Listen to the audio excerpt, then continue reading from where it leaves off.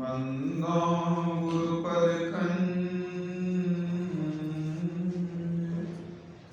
कृपा सिंधुरूप हरि महाभोरतम पुंज जासु वचन रोइकर निकर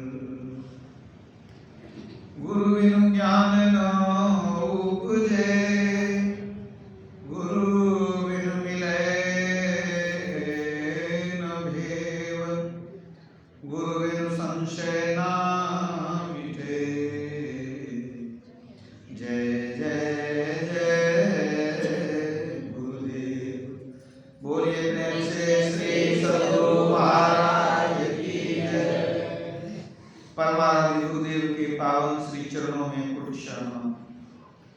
वंदनीय साधु समाज, आदरणीय धर्म प्रेमी सज्जनों, माताओं बहनों तथा प्यारे बच्चों,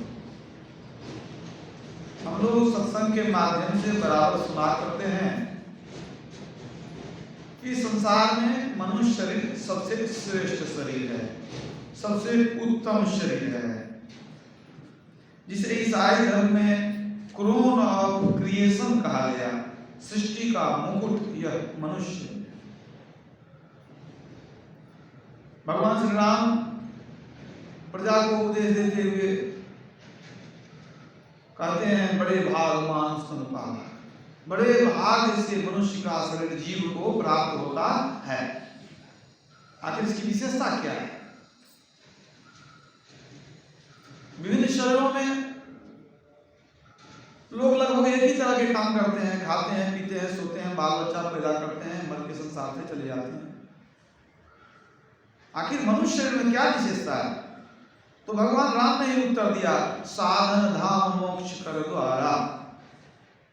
ये मनुष्य शरीर सारे साधनों का धाम है, सारे साधन इस शरीर में मौजूद हैं और मोक्ष का द्वार भी इस शरीर में है, या यूं कहिए कि यह शरीर ही मोक्ष का द्वार है। मतलब इस शरीर को जिसने पा लिया वो सभी दुखों से सदा के लिए छूट सकता है और उसी अवस्था को मोक्ष मुक्ति या निर्वाण कहते हैं। तो इस शरीर की विशेषता क्या हुई? इसके अंदर मोक्ष का द्वार है, इस शरीर से हम मुक्ति को प्राप्त कर सकते हैं। तो क्या जितने मनुष्य इस संसार में हैं सबको मोक्ष की प्राप्ति हो जाएगी? नहीं होगी। मनुष्य तो मिला, लेकिन मिलने से क्या होगा? जो उद्यम करेंगे, पुरुषार्थ करेंगे, वही मोक्ष में जाएंगे। शरीर मिल जाने से मुक्ति नहीं मिलेगी, इसके लिए कर्म करना पड़ेगा। रामचरितमानस में तुलसीदास ने लिख दिया, सकल पदार्थ यही जग माही, अकर्म ही नर पावत नाही। इस संसार में सब कुछ है, लेकिन कुछ कर्महीन लोग होते हैं जो कुछ करना नहीं चाहते हैं। कुछ भी कर्म तो अनेक तरह के हैं, कुछ तो ऐसे हैं कि दैनिक कर्म भी करना नहीं चाहते हैं। उनको नहाने के लिए उसमें आलस, खाने के लिए तो उसमें भी आलस पड़ा हुआ। घर के काम कौन देखता है? माना कुछ भी नहीं करना चाहता है, तो मरेगा क्या बनेगा? वही अजगर बनेगा और क्या बनेगा? तो सकल पदार्थ यही जग माही, कर्म ही नर पावत नाही। सब कुछ इस संसार में उपलब्ध है, आपके शरीर में सारे साधन मौजूद हैं। आप चाहें तो कर्म करके कुछ भी प्राप्त कर सकते हैं, और नहीं तो जैसे आवागमन में घूमते आए हैं वैसे ही फिर आवागमन में घूमते रहते हैं। यही शरीर है, इसी शरीर से कोई शैतान बन जाता है, कोई इंसान बन जाता है, और इसी शरीर से कोई महान बन जाता है ना? ऐसा नहीं है कि पढ़े पढ़े कोई महान बन जाता है। आलस में पढ़े पढ़े कोई महर्षि में ही प्रबंध जी बन जाएगा, कोई संत कवि बन जाएगा, ऐसा नहीं होता। कोई महापुरुष नहीं बन जाता, कर्म करना पड़ता है। उद्यमेन ही सिद्ध्यन्ति कार्याणि न मनोरथे, न ही सुतस्य सिंहस्य और प्रविशन्ति मुखे मृगा। उद्यम करने से फल की प्राप्ति होती है। भूखा सिंह अगर मुंह खोल करके जंगल में पड़ा रहे तो कोई हिरण आकर के मुंह में नहीं घुसेगा, उसको भूख लगी है तो उसको मेहनत करना होगा, शिकार करना पड़ेगा, तब उसका पेट भरेगा। तो कहने का मतलब यह है कि मनुष्य शरीर में मोक्ष का द्वार तो है, लेकिन मनुष्य प्रयत्न करेगा तब मुक्ति को पाएगा, और जीव तो प्रयत्न करके भी मुक्ति नहीं पाएगा। क्यों? उसमें वैसी व्यवस्था नहीं है। तो जितने भी जीव हैं, मनुष्य के अलावे सभी जीवों को एक तरफ कर दीजिए और मनुष्य को दूसरे तरफ कर दीजिए। तो आपने क्या देखा कि मनुष्य शरीर में मोक्ष का द्वार है और शरीर में नहीं है। ठीक है, ये बात मनुष्य चाहे तो मुक्ति प्राप्त कर सकता है और जीव मुक्ति प्राप्त नहीं कर सकता है।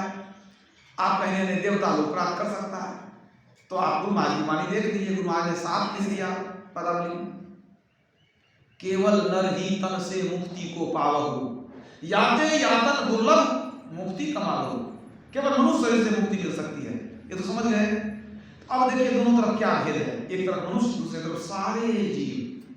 भेद क्या है कि मनुष्य शरीर कर्म प्रधान शरीर है, आप जो करेंगे वो पाएंगे, बल्कि जो चाहेंगे पाने के लिए उसको आप उस के अनुरूप कर्म करके उस लक्ष्य को प्राप्त कर सकते हैं। लेकिन अन्य जो जीव है वो कर्म प्रधान शरीर में नहीं है, अन्य जीव भोग प्रधान शरीर में है। चाहे वो देवता का शरीर क्यों ना हो, वहां भोग की प्रधानता है, पशु पक्षी का शरीर क्यों ना हो, वहां भोग की प्रधानता है। लेकिन मनुष्य के जीवन में भोग भी होता है, लेकिन कर्म की प्रधानता है।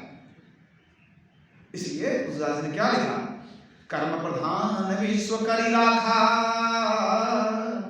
जो जस करई सो तस फल चाखा।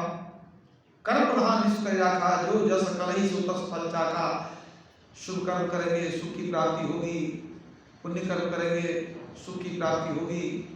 अगर आप पाप कर्म करेंगे, अशुभ कर्म करेंगे, उसके फलस्वरूप आपको दुख मिलना निश्चित है। क्योंकि महाभारत में कहा गया है, ध्रुव नौ नाशो अस्ति कृतस्य लोके, इस लोक में किया हुआ कर्म अटल है, वह बिना भोगे नाश नहीं होता है। जो करेंगे वही पाएंगे। तो कर्म प्रधान विश्व करी राखा, कर्म करके हम जो भी बनना चाहें, प्राप्त करना चाहें, प्राप्त कर सकते हैं। इसलिए सारे संत भगवंत एक स्वर से कहते हैं, ये संसार है, कर्म करते रहो, कर्म को छोड़ने से कोई ईश्वर को नहीं पा सकता। कर्म करो, लेकिन कर्म के साथ में लक्ष्य क्या होना चाहिए, तो तन कान में मन राम में, करते कर्म करो विधि नाना, सुरत राखी जह कृपा निधाना। कर्म करते रहिए, अपने मन को कहाँ रखिए, परमात्मा में, प्रभु को में लगा करके रखिए।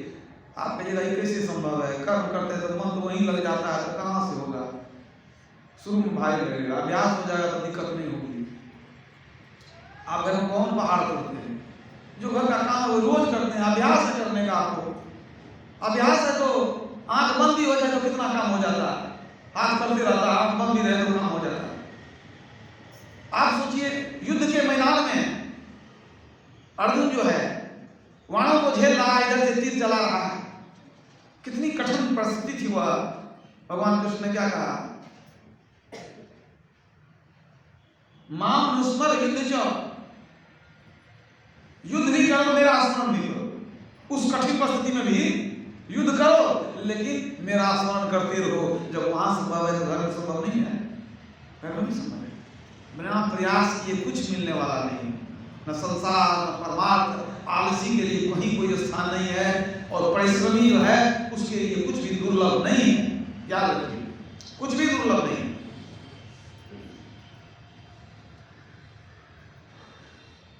राह संघर्ष की जो चलता है वही संसार को बदलता है। जिसने रातों से जंग जीत ली वही सूरज बन के निकलता है।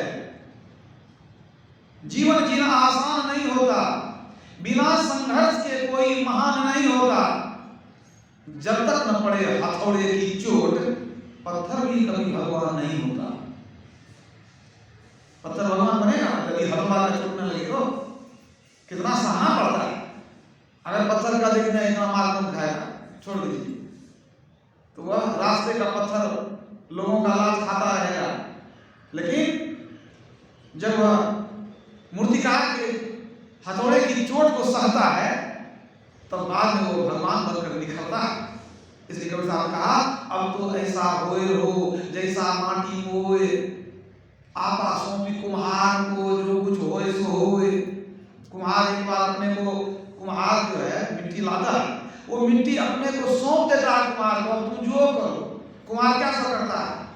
पीटता है, कूटता है, पानी देता है, लात से सानता है उसको, कितनी मार पड़ती है, वो सब सहता है। अब जो कुछ होए सो होए, आप ही के हाथ में है, जो करिए। वो उफ नहीं करता है, बाद में उसी से घड़ा बन जाता है, बाद में उसी से भगवान की मूर्ति बन जाती है। अब गुरु भी वही काम करते हैं, शिष्य को तपाते हैं, कितने तो संघर्ष में भाग जाते हैं। गुरु कुम्हार शिष्य कुंभ है, गड़ी गड़ी काढ़े खोट, अंतर हाथ सहार दे, बाहर बाहे चोट। कुम्हार भी घड़ा पर चोट मारता है, लेकिन फोड़ने के लिए नहीं, वो टेढ़ा को सीधा करने के लिए। वो जो बनाया है ना, थोड़ा टेढ़ा हो गया, अंदर में हाथ देता है, ऊपर से धीरे धीरे ठोकता है, उसको बढ़िया कर देता। अगर वो चोट को सह लिया तो सुंदर घड़ा तैयार हो गया। तो गुरु भी डांटते हैं, फटकारते हैं, कहते हैं इतना करो, सत्संग करो, जप करो, ध्यान करो। जो भाग गया उसका बेड़ा गर्क हो गया, और जो टिक गया बहुत सारा पार कर गया। तो बिना मेहनत के, कर्म किए किसी को कुछ प्राप्ति नहीं होती है। इसलिए भगवान श्री कृष्ण ने कहा, कर्मण्येवाधिकारस्ते मा फलेषु कदाचन। हे अर्जुन, कर्म करने के लिए तू स्वतंत्र हो, फल में तेरी आसक्ति नहीं होनी चाहिए। फल में तेरा अधिकार नहीं है, काम करने में तेरा अधिकार है। मनुष्य के जीवन में एक उसूल होना चाहिए। मैं बहुतों को बतलाता हूं कि आप अपने जीवन में जिस स्थिति में है, परिवार में है कि मन वैराग्य में है, कहाँ है, तो आपकी स्थिति अलग अलग है, जितने लोग उनकी स्थिति अलग अलग है। कोई परिवार में है, कोई कुंवारा है, कोई शादी हो गया, सबकी परिस्थिति अलग है। आप जिस परिस्थिति में हैं, जिस स्थान पर हैं, वहां पर आपके जीवन में जो कर्तव्य होना चाहिए, उस कर्तव्य का आकलन करिए कि हमारा क्या कर्तव्य है अभी के लिए, आज के लिए, फिर कल के लिए, और उस कर्म को करते जाइए। अपने कर्तव्य को निश्चित कर लीजिए, कर्म को करिए। तो कर्म कीजिएगा तो कुछ फल की भी आशा रहती है कि हमको ऐसा मिलेगा, ऐसा होगा, वैसा होगा। लेकिन ऐसा वैसा सोचने में कर्म करना छोड़ दीजिएगा। आप बैठ करके सोचिएगा कि कल अगर खेती करेंगे तो परसों ऐसे खाद डालेंगे, फिर बीज डालेंगे, तब एक दिन इतना होगा। और सोचते सोचते एक सप्ताह आपका बीत गया, तो 7 दिन गया पानी में, गया ना, आजीवन बर्बाद हो गया नादानी में। आप सोचने बर्बाद कर दिए। तो आप कर्म कैसे करेंगे उसकी योजना बनाइए, कर्म कैसे करेंगे, लेकिन फल कब आएगा, कैसा आएगा, क्या क्या आएगा, उसको सोचने में अपने समय को बर्बाद मत कीजिए। आपके हाथ में सिर्फ इतना है कि आप कर सकते हैं। मिलेगा कब, कितना मिलेगा, आपके हाथ में बिल्कुल नहीं है। दो व्यक्ति एक ही साथ एक ही काम को करता है, लेकिन दोनों का फल अलग अलग मिलता है। हाँ, ये लागू कहाँ नहीं होता है। यदि आप कहीं चले जाइए ईंट भट्ठा पर मजदूरी करने के लिए, तो 2 आदमी मजदूरी करता है, तो सांझ में दोनों को बराबर पैसा मिल जाता है। ये तो अलग है। ये तो पहले तय था भाई 8 घंटा 6 घंटा हम काम करेंगे इतना मिलेगा। लेकिन आम तौर पर सब जगह ऐसा नहीं होता है। आम तौर पर जो कर्म लोग करते हैं, 2 विद्यार्थी पढ़ाई करता है, दोनों का फल अलग मिलेगा, अलग समय में मिलेगा। 2 व्यक्ति ध्यान करते हैं, दोनों को फल अलग मिलेगा। प्रत्येक व्यक्ति परमात्मा की एक विलक्षण रचना है, सब में कुछ विशेषताएं होती है। किसी को अपने से दूसरे की तुलना नहीं करनी चाहिए। हाँ, अपने को आगे बढ़ाइए, लेकिन दूसरा कोई पा लिया तो हतोत्साहित मत हो जाइए, हमसे तो कुछ नहीं हुआ, अरे आपसे क्या होने वाला परमात्मा जाने। आपका काम है कर्म करना, आप सिर्फ कर्म कर सकते हैं। इसलिए भगवान कृष्ण कहते हैं, तुम कर्म करते रहो, फल मैं दूंगा, फल के लिए ज्यादा चिंतित मत हो। जो कर्तव्य है उसको करो, फल नहीं देता। परमात्मा फल देते हैं। क्या फल देते हैं? आप जैसा करते हैं तद अनुरूप ही फल देते हैं। जो हम लोग करते हैं उस कर्म के अनुरूप ही फल मिलता है, और वो फल अवश्य ही भोगना पड़ता है, उससे बच नहीं सकते। अवश्य देव भोक्तव्यं कृतं कर्म शुभाशुभम। शुभ हो या शुभ हो, प्रत्येक कर्म का फल भोगना पड़ता है। इस जन्म में नहीं भोग सके, शरीर छूट गया, तो अगले जन्म में या उसके अगले जन्म में कभी न कभी आपको भोगना पड़ेगा। भविष्य पुराण कहता है, ये जन्म कृतम कर्म परजन्मनि प्राप्यते। इस जन्म का किया हुआ कर्म अगले जन्म में भी प्राप्त अवश्य होता है। कर्म का फल अमिट है, बिना भोगे खत्म नहीं होता है। इसलिए तुलसीदास ने लिखा है, तुलसी यह तन खेत है, मन वच कर्म किसान, पाप पुण्य दो बीज है, बोए सो लुढ़े निदान। तुलसी यह तन खेत है, यह तन मनुष्य शरीर ये खेत है, मन वचन और कर्म किसान है। अब दो ही तरह का बीज है, पाप और पुण्य, या तो अच्छा कीजिएगा या बुरा कीजिएगा। तो पाप पुण्य दो बीज है। अब बोए सो लुढ़े निदान, और जो बोएंगे वही फसल मिलेगा। बबूल लगाएंगे तो आम का फसल नहीं मिलेगा, जो लगाते हैं वही काटते हैं। अंग्रेजी में कहावत है, as you sow so shall you reap, जो तुम बोओगे वही फसल काटोगे। इसलिए कुछ बात संतरी महाराज कहते थे, कर भला होए भला करके भलाई देख ले, और कर बुरा होए बुरा करके बुराई देख ले। कर्म का फल अमिट है। कर्म तीन प्रकार के होते हैं, क्रियमान, संचित और प्रारब्ध। क्रियमान का अर्थ है वर्तमान कर्म, जो अभी हम लोग कर रहे हैं, इसको क्रियमान कहते हैं। प्रत्येक कर्म का फल मिलता है, कभी कभी तुरंत नहीं मिलता है। जिस कर्म का फल तुरंत नहीं मिलता है वो जमा हो जाता है हमारे खाते में। कौन सा खाता?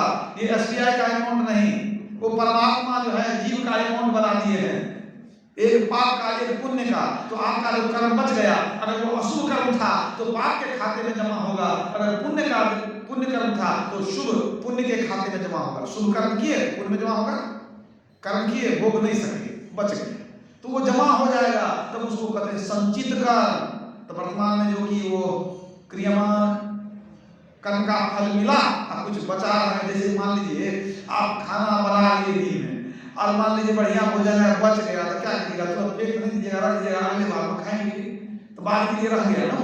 तो उसी तरह जो कर्म का फल बच गया वो हो गया संचित। संचित कर्म कहते हैं। और जो संचित कर्म है वो आपका ही कर्म है, उसको कौन भोगेगा? वो आपको ही भोगना पड़ेगा। उसमें से परमात्मा आपको निकाल कर देते हैं कि लो बेटा इसको भोग लो। अब जब देते हैं भोगने, तो अगर वो हमारा जो संचित है पुण्य कर्म है, तब तो सुख मिलेगा, बड़ा आनंद से भोगेंगे। लॉटरी का टिकट लिया, तुरंत 10 लाख रुपया मिल गया, वो बड़ा आनंद हो गया। पुण्य कर्म था, फल मिल गया, बड़ा आनंद हुआ। अगर वो पाप कर्म था, और वो पाप कर्म का फल हमको दे दिया, कोई दुख हो गया हमारे जीवन में, संपत्ति का नाश हो गया, या स्वास्थ्य में व्यवधान हो गया, तो कहते हैं परमात्मा हमारे किस्मत में बड़ा बुरा लिख दिए। परमात्मा को आपसे दुश्मनी थी, आपके जीवन में बुरा लिख दिए। अरे परमात्मा को क्या दुश्मनी है आपसे, क्यों बुरा लिख देंगे आपको? अरे आप ही का कर्म फल बचा हुआ है। जिस दिन लॉटरी लगी थी उस दिन तो नहीं कहे परमात्मा ने बहुत कुछ दिया, उस दिन परमात्मा की याद नहीं आई। अच्छा किए तो सब आप किए, अब इतना बुरा किए कौन किया? परमात्मा के भाग में लिख दिया। कितने लोगों के मन में भ्रम रहता है, जो सत्संग सुनते हैं सोचते हैं हम भी दीक्षा लेंगे हमारा पाप कट जाएगा। अब जब दीक्षा लेंगे ना तो जितना पाप है हमारे गुरु महाराज भोग लेंगे, हमारा खत्म हो जाएगा। कुछ लोग ऐसा भी सोचते हैं। गुरु महाराज भोगने वाले नहीं है, सब आप ही को देंगे भोगने के लिए। बस अंतर क्या है कि गुरु महाराज आपको ज्ञान देंगे, तो ज्ञान जब देंगे तो भोगने में कष्ट नहीं होगा। समझिए बात को। जो ज्ञान नहीं है तो उसको बहुत कष्ट होता है। देह धरे का दंड है, सबका हुको होए।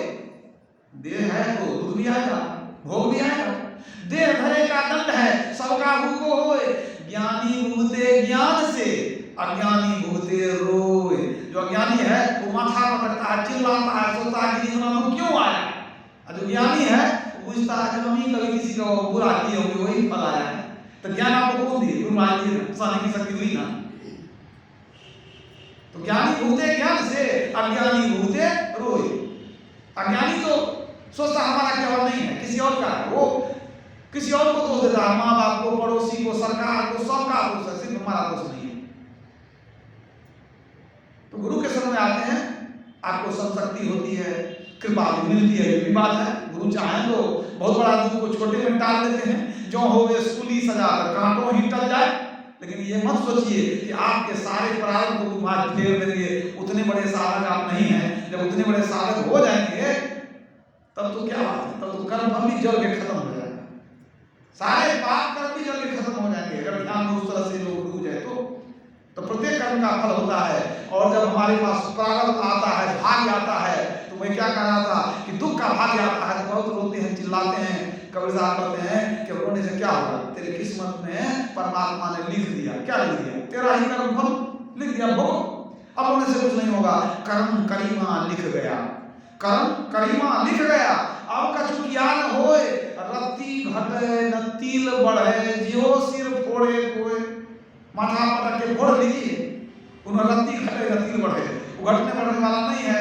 आप एक जगह काम करते हैं तो आत्महत्या ही कर लेते हैं, शरीर है तो दुख होता है, बहुत दुख है, हम जी के क्या करें, मर जाते हैं। तो मर गए तो क्या हो गया, मर गए तो क्या हो गया, आपका दुख समाप्त हो गया।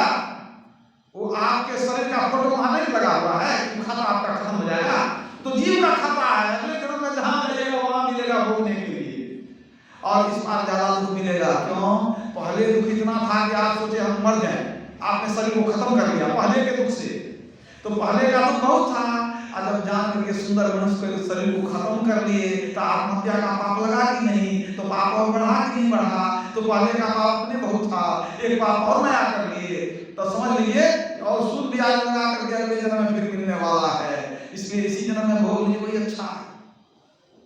काशी में पंडित जी थे, पहले तो पंडित थे तो इधर पूजा पाठ करते थे, बाद में उन्होंने दीक्षा लिया, ज्ञान हुआ, उनको बहुत ध्यान वगैरह करने लगे, अच्छे ज्ञानी आत्मज्ञानी महापुरुष बन गए।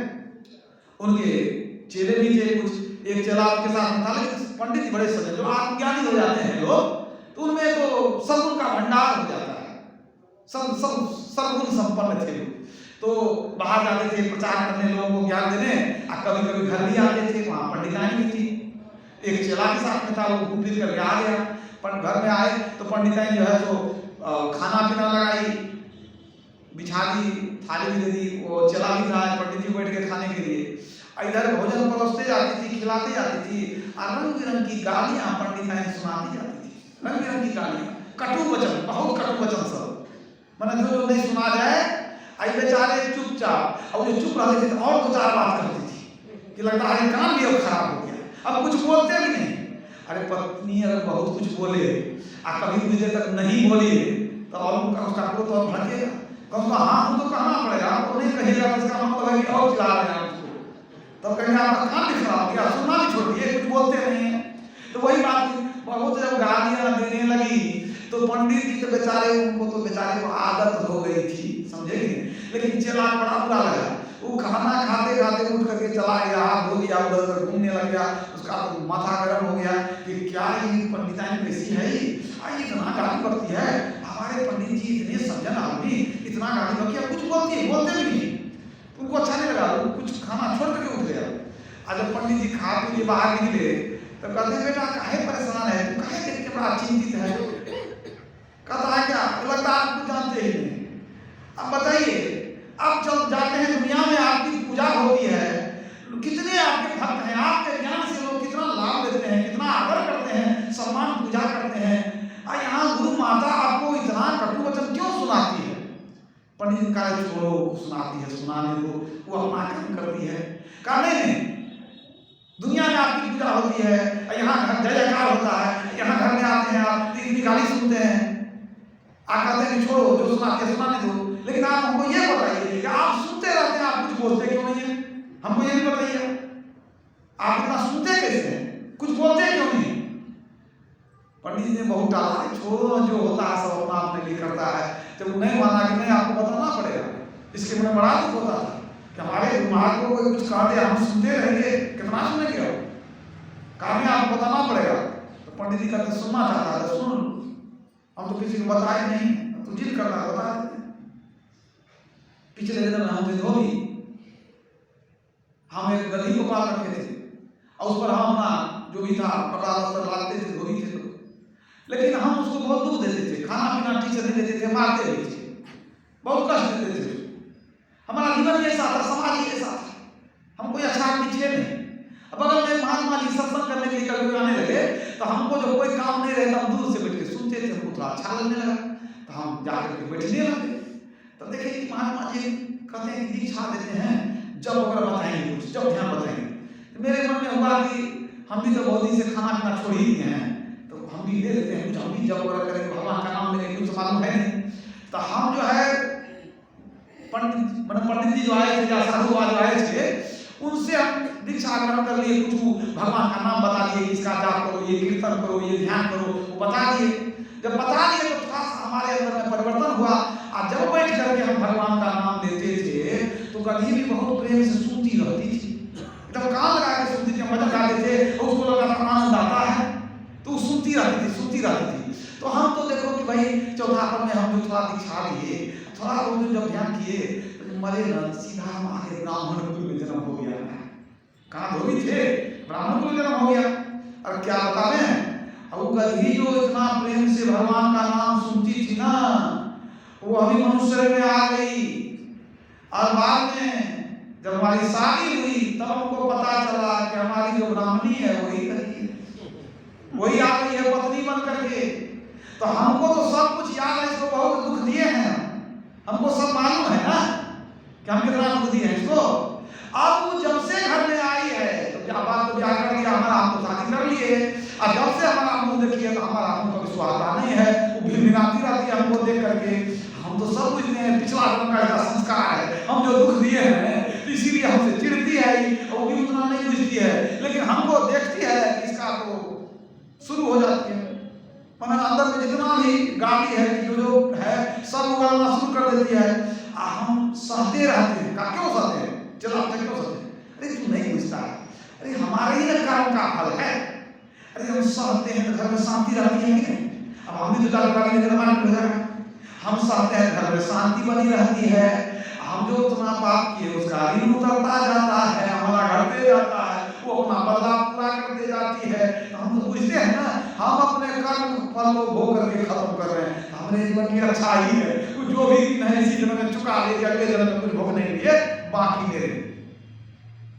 यही है कर्म प्रधान सुख राखा। सुन रहे थे ना, काहुन को सुख दुख कर दाता,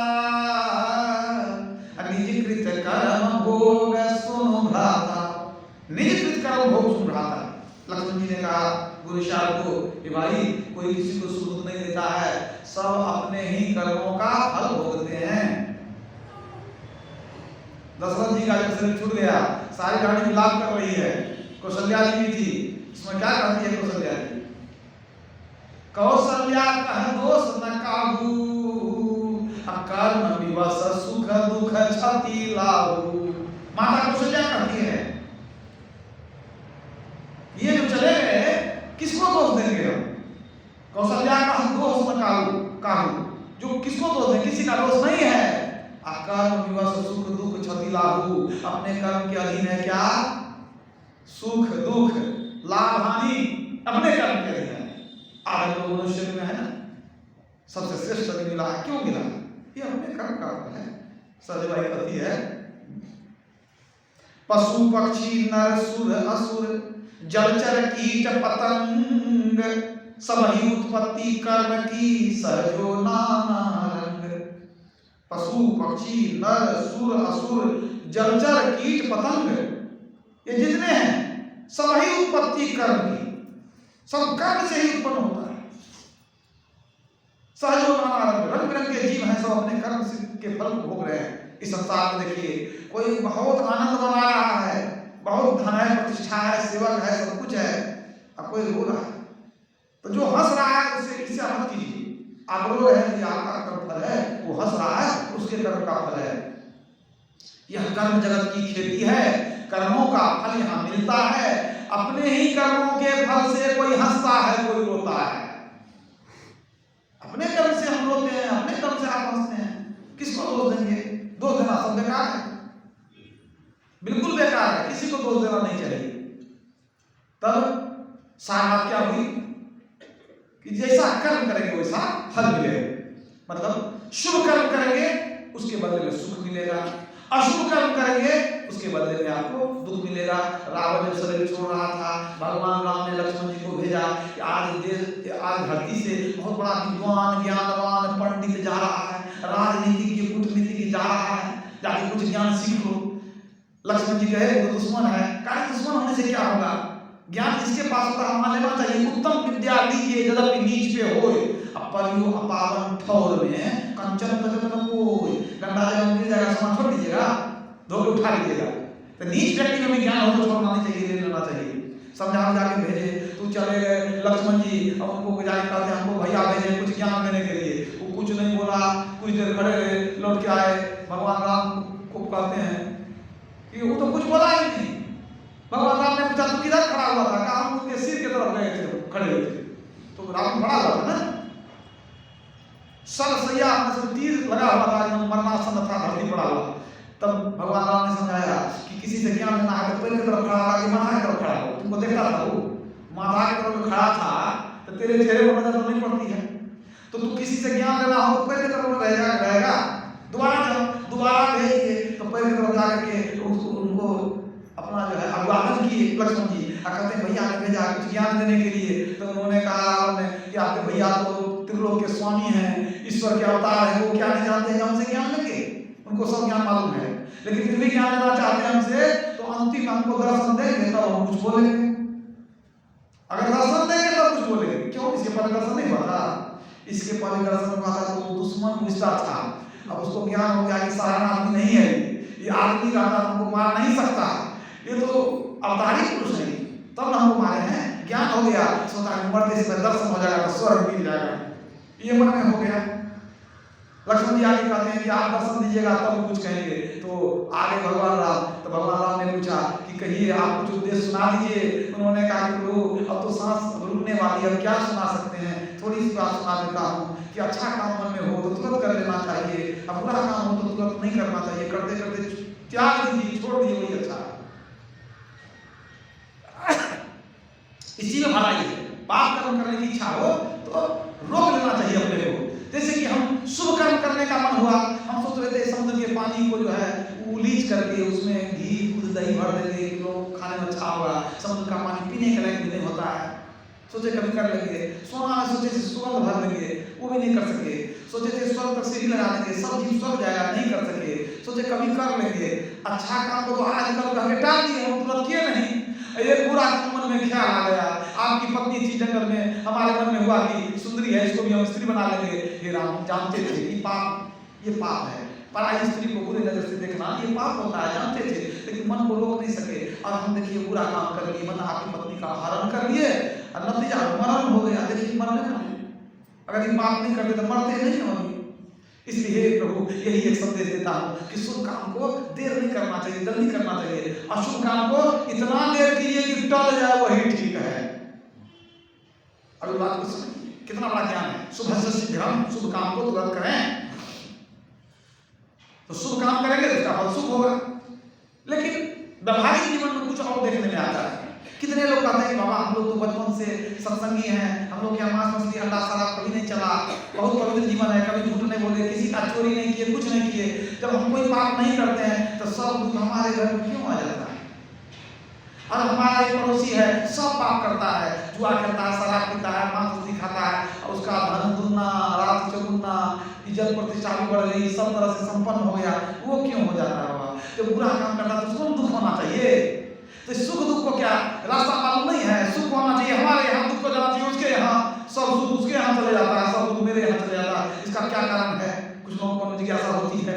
आप कुछ लोग ये भी कहते हैं कि घोर कलयुग है, यहाँ वो होने वाला नहीं है कि अच्छा करोगे तो अच्छा होगा। ये कोई दूसरा युग था, सतयुग था, त्रेता था, द्वापर में भी होता होगा कि अच्छा करो तो भलाई करो तो अच्छा होगा, अब बुराई करो तो बुरा होगा। लेकिन घोर कलयुग है, यहाँ तो देखते हैं पाप में ही बरकत है, आप भलाई तो भलाई का जमाना नहीं, लोग कहते हैं। इसी आशय की बात बंगाल में भी कही जाती है। बंगाल में एक कहावत प्रचलित है, बंगला में, जेही कोरे पाप से ही सात छेलेर बाप, जेही कोरे पाप से ही सात छेलेर बाप, और जेही कोरे पुण्य तार काय लागे गुण। मतलब क्या हुआ? जो करता है पाप सो 7 बेटा का बाप, और जो करता है पुण्य उसके देह में लागे घून।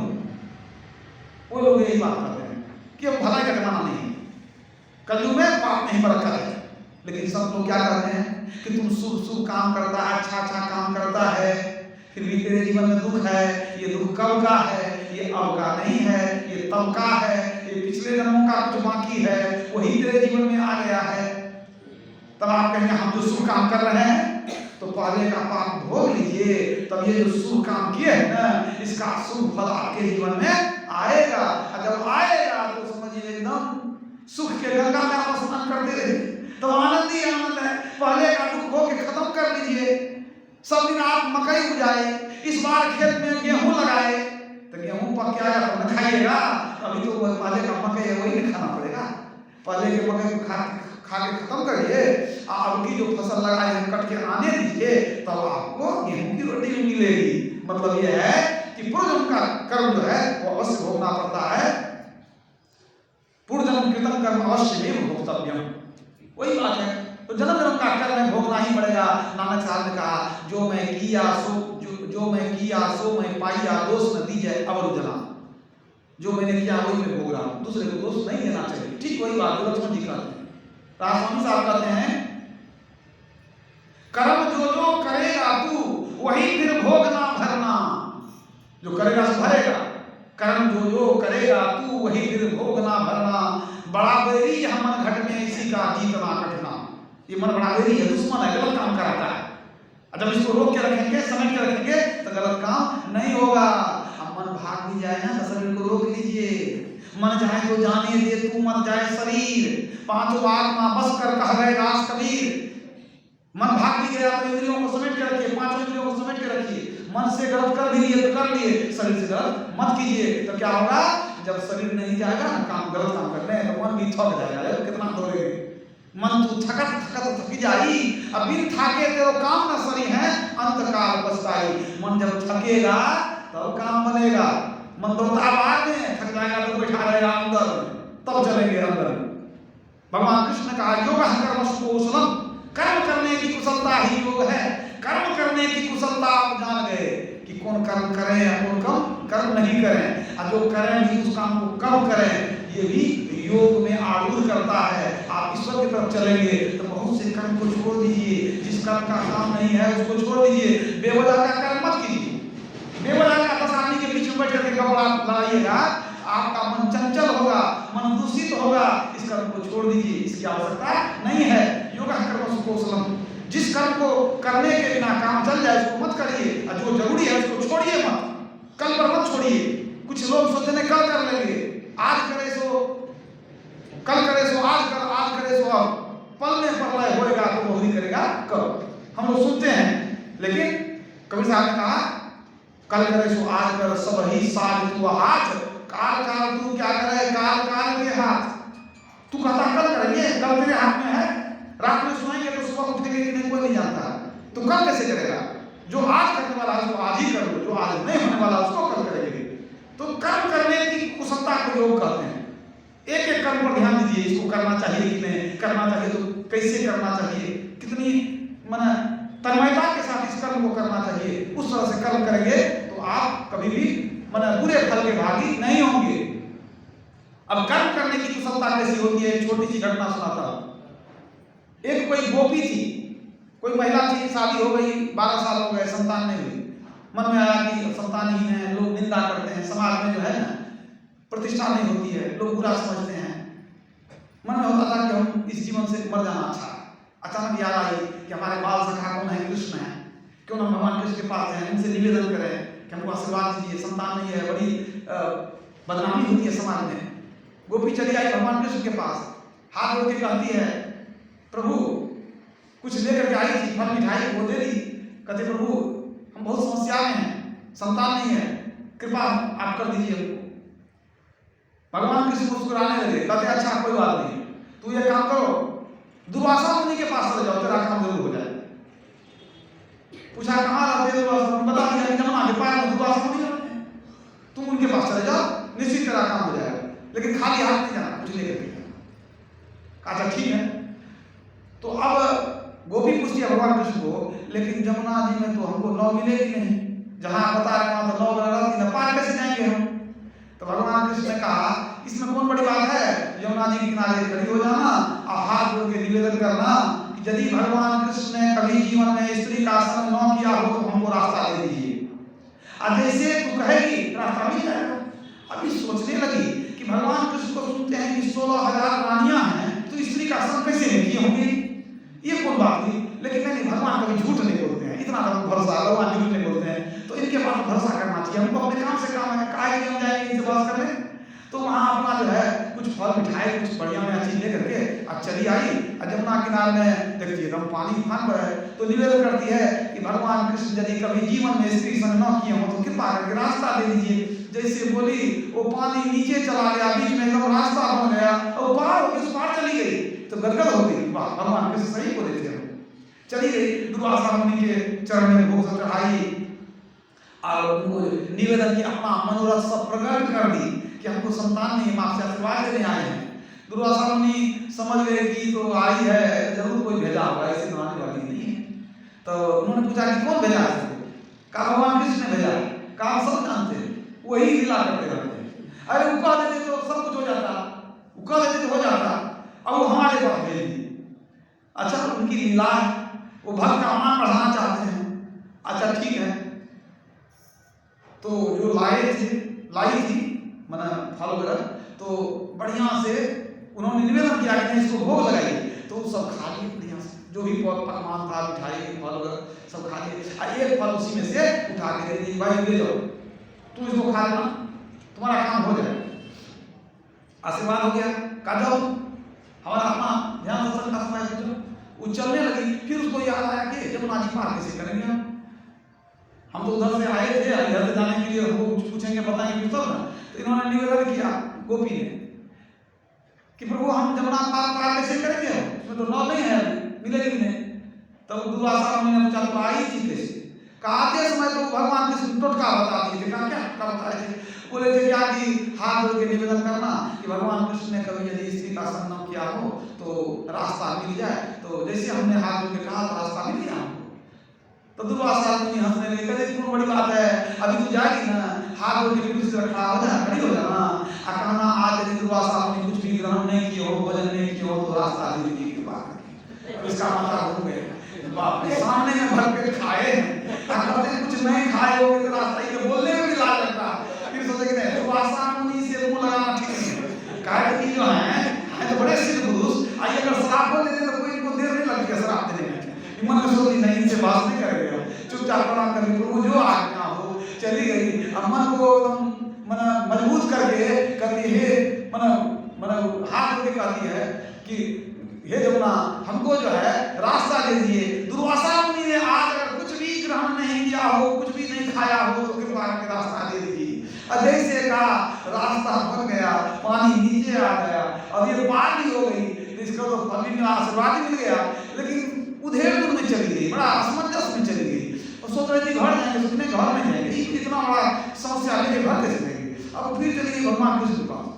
भगवान कृष्ण पूछते क्या भेंट नहीं हुई, क्या आशीर्वाद नहीं निकल आशीर्वाद दिए, कभी आई यहाँ कोई बात काहे तो बड़ा हमको फिर फंसा दिया। एक तो आपने सारा बात सुना दिया, उधर से जब आके समय भी दुर्वासा मुनि ऐसा लीला कर दी, कुछ खाने भर पेट खाए थे मेरे सामने में, कहते कि कुछ भी नहीं खाए हो तो रास्ता दे दीजिए। अब जमुना ने रास्ता भी दे दिया, इसका क्या मतलब हुआ जरा बता दीजिए हमको, इस समस्या सुलझा दीजिए तो हम जाएंगे। तो भगवान कृष्ण ने कहा कि क्या बता दें, अरे हम अपनी इच्छा से कोई भोग नहीं करते, जो बात मेरे लिए है वही बात सबके लिए है। हम लोग इच्छा से कोई भोग नहीं करते हैं, अब भोग जो करते हैं वो दिखता है, उसमें कोई आसक्ति नहीं होती है। हम लोग कर्तव्य समझ के कर्म करते हैं, लेकिन उस कर्म के अंदर में कोई आसक्ति, भोग की भावना या लालच या उसके फल की आकांक्षा नहीं होती है। हम जो कर्म करते हैं तो कर्तव्य समझ के करते हैं, फल की आकांक्षा वहां नहीं होती है, इसलिए वो कर्म दिखता है, लेकिन वह अकर्म ही होता है। वह जो कर्म है वो अकर्म है, तो कोई बंधन नहीं है, कहीं बंधन की बात नहीं है, इसीलिए हम लोगों को कर्म का बंधन नहीं लगता है। नानक साहब ने कहा भूलियु मन माया उठायु, जीव कर्म क्यों लालच लगी, तेहते आप बंधायु। जहाँ लोभ है, लालच है, स्वार्थ है, आसक्ति है, वहां बंधन होता है।